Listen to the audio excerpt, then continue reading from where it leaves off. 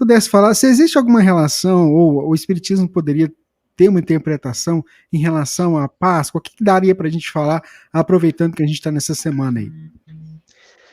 Na verdade, a Páscoa ela é uma festividade judaica, chamada de Pêssar. No ambiente judaico é Pêssar, que representa a saída do povo do Egito. Ela vai marcar, dentro da história do povo hebreu, o momento em que Moisés retira o povo do Egito de volta para a Palestina. Aquela história da abertura do Mar Vermelho, tudo aquilo que está contido ali no livro do Êxodos é que dá sentido à festividade da Páscoa.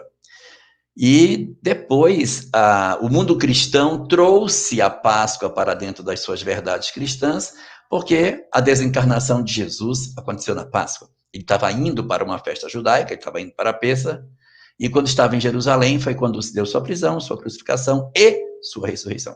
Então, a cristandade traz essa festa judaica para dentro do ambiente cristão. Como o calendário judaico não é um calendário como o nosso, um calendário solar, é um calendário lunisolar, então a Páscoa nunca cai no mesmo dia, ela muda de acordo com o ano, porque ela é orientada pelo calendário judaico. E ela vai cair sempre na primeira lua cheia depois do solstício de verão. O solstício de verão é dia 21 de março, você calcula a primeira lua cheia depois, é aí que é a Páscoa. E, de maneira mais prática, no calendário judaico, é no dia 14 de Nissan. O mês de Nissan é exatamente o mês em que ocorre a Pêssar. E aí, a festa da cristandade e dentro do judaísmo são as celebrações desse tipo. Um celebrando a saída do Egito, outro celebrando o momento da chamada paixão do Cristo. E o espiritismo, o que é que tem a ver com essas duas histórias? A doutrina espírita ela não tem muita vinculação com isso do ponto de vista doutrinário. A gente pode fazer uma releitura do ponto de vista simbólico, mas não do ponto de vista literal. A Páscoa dos judeus, que significa a libertação do povo do jugo do faraó, como a libertação das nossas almas, das nossas imperfeições, do nosso faraó que nos subjuga, nosso orgulho e nosso egoísmo, e que nos mantém cativos, mantém o homem novo cativo. Até que Deus vem e oportuniza para o homem, depois de muito sofrimento, a possibilidade de libertação para que ele viva a vida plena. Então, é a vitória do homem novo sobre o homem velho, a vitória da virtude sobre as nossas imperfeições. Então, se nós pudéssemos fazer uma releitura simbólica da Páscoa judaica para o conceito espírita, é o sentido da libertação do homem, não física, não a libertação dos corpos, porque os corpos depois serão sepultados. A grande libertação que nós temos que buscar é a libertação das almas, tal como Jesus fez com Maria de Magdala. Ele não libertou seu corpo. Todos eles eram sujeitos ao Império Romano. O imperador tinha poder de vida e morte sobre todos. Estavam todos sob seu comando. Jesus não libertou Maria de Magdala do jugo do imperador, mas ele libertou a sua alma e não seu corpo.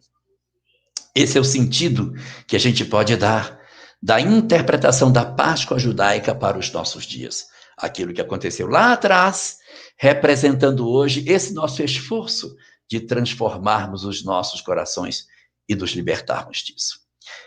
E a Páscoa cristã? Como é que a gente traz essa Páscoa cristã para os nossos dias, em termos de espiritismo? Os cristãos têm muito uma conceituação de que a Páscoa é importante, a crucificação é importante, porque Jesus teria morrido na cruz para nos salvar, porque seu sangue nos lavou do pecado. Como se a morte de Jesus na cruz fosse a paga para que nós fôssemos hoje espíritos libertos.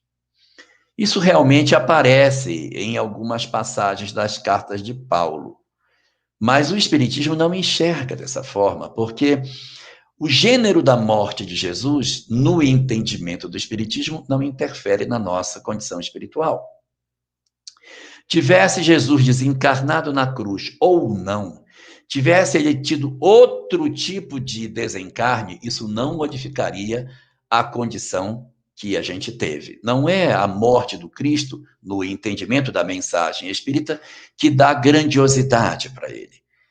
O Espiritismo não entende que o Cristo ter morrido na cruz é o significado da libertação do homem.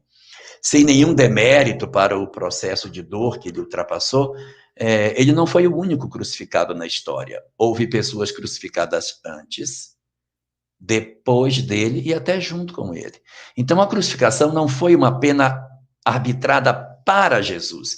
Ela era uma pena típica do Império Romano para determinados crimes, como aquele que ele foi apontado, que era o crime de sedição, o crime de querer tomar o poder, que ele foi apresentado como um crime político. Então, o Espiritismo não se preocupa com essa questão da morte de Jesus, porque para a doutrina espírita, não foi a morte dele que nos salvou. O que nos salvou, se a gente pode assim dizer, não foi sua morte, foi sua vida. Não foi aquilo que ele fez na cruz, mas aquilo que ele fez antes da crucificação. Seus ensinos, suas verdades, suas palavras, a maneira dele viver, é isso que importa.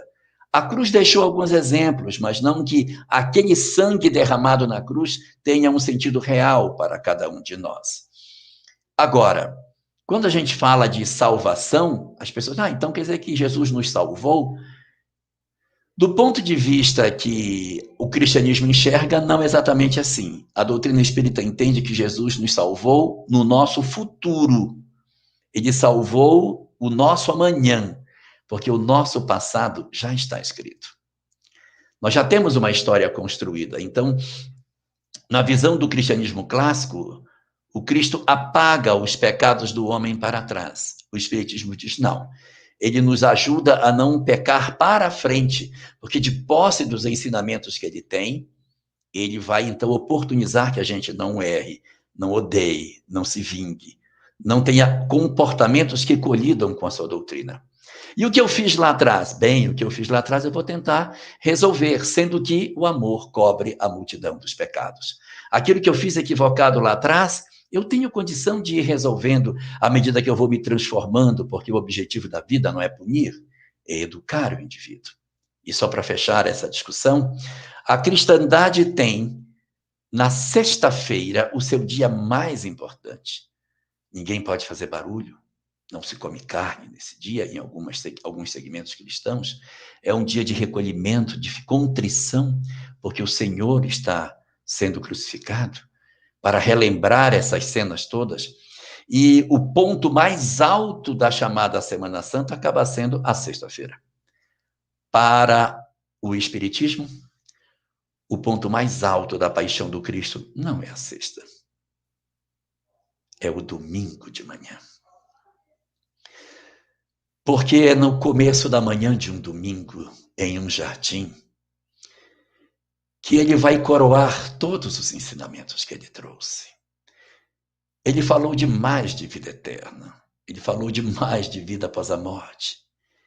Ele falou demais de um existir depois desse nosso momento aqui. Imagine a emoção dos judeus quando pela primeira vez viram alguém voltar do sepulcro para dizer que a morte não existe.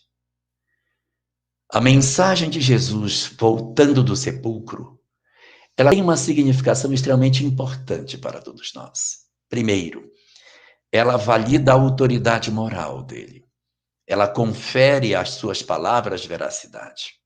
2, ela retira todos os temores dos discípulos, porque os discípulos descobrem que a morte não existe. É por isso que, a partir daí, eles se tornam extremamente devotados ao trabalho de divulgação do Evangelho, porque ninguém mais pode roubar deles a vida.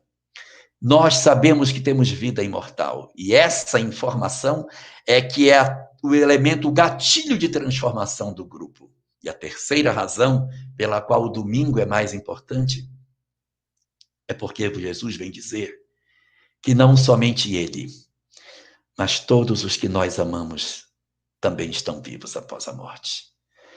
A mensagem vem para Maria também, para saber que o filho tão amado não havia desaparecido.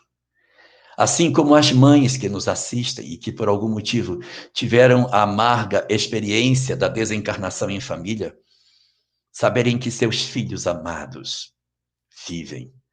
Como o Cristo que apareceu após a sua crucificação no domingo pela manhã, eles também vivem e vivem conosco. Portanto, a doutrina espírita troca a sexta-feira pardacenta em cima de um monte empedrado pelo fulgor de um jardim cheio de flores no começo da semana, para dizer para nós que a vida continua e que todas as mensagens de Jesus são, portanto, validadas através desse experimento. Isso, portanto, traz para nós uma visão completamente diferente sobre o que seja a Páscoa. A Páscoa, para todos os três povos, para o judaísmo, para o cristianismo e para o espiritismo, significa sempre a mesma coisa: vida. Para os judeus, vida liberta do ponto de vista física, que para o espiritismo, vida liberta do ponto de vista espiritual. Para os cristãos, vida no sentido de que Jesus nos concedeu a vida. E nós relemos Jesus na Páscoa dizendo vida, porque ele, ao trazer a informação da vida após a morte, nos trouxe vida, vida em abundância por sermos seres imortais a caminho da perfeição.